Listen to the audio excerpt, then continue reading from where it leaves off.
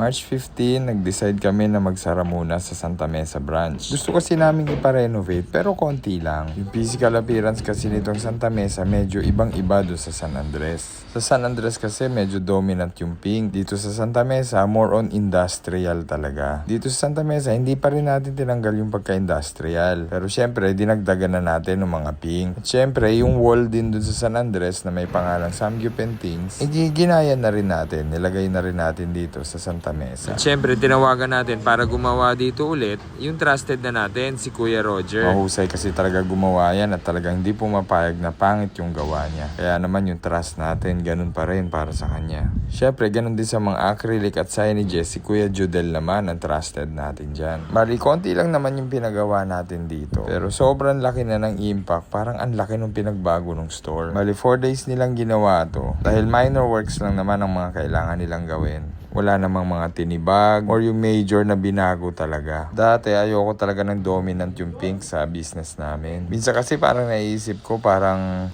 nail salon siya, ganon. Pero since 2020, dyan na talaga nakilala si Samgyup Paintings dyan sa color pink na yan. Siyempre, niyakap na rin natin bilang identity ni Samgyup Paintings yung color pink na yan. Bali dito, nakapaglinis na kami. Na-organize na namin yung mga bagay-bagay. At siyempre, ready to operate na. Nag-hire na rin tayo ng mga additional na staff para talagang ready na sa bakbakan. At sa moment na yan, kumpleto na at ready to operate na ulit talaga tayo. From staff, sa stocks, at syempre yung buong store ready na ulit. Technically, ganun na ganun pa rin naman ang structure talaga ng store. Pero mas maaliwalas na siya ngayon dahil nga dominant na yung color pink. Hanggang sa CR color pink na, o diba? At syempre, yung mga gamit natin malinis na rin. At syempre, gusto ko na rin i-take ang opportunity na to para magpasalamat sa lahat ng sumusuporta sa atin. Walang kasawa-sawang sumuporta. Diyan sa mga yan, may mga dating muka, may mga bagong muka. Kaya grabe. Maraming salamat po sa patuloy niyong pagsuporta sa Samgyup Paintings Santa Mesa. Salamat at nagustuhan niyo yung pagkain natin at syempre yung pagbabago sa Santa Mesa branch. Maraming salamat po.